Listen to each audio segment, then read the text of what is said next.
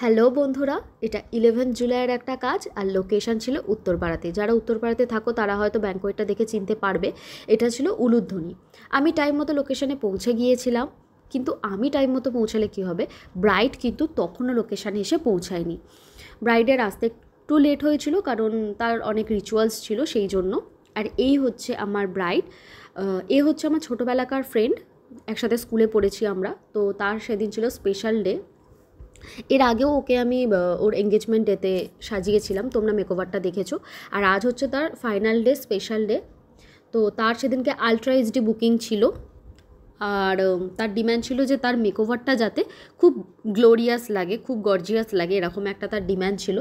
তো সেই মতোই আমি মেকওভারটা করার চেষ্টা করেছি যাতে তাকে খুব সুন্দর লাগে, তার ফেসের সাথে খুব ভালোভাবে যায়। আর তার বানটা আমি পুরোটা রোজ দিয়ে কভার আপ করেছিলাম যাতে বানটা একটু বড় লাগে দেখতে। তোমরা দেখতে পাবে তার বানটা কতটা সুন্দর করে আমি ক্রিয়েট করার চেষ্টা করেছি।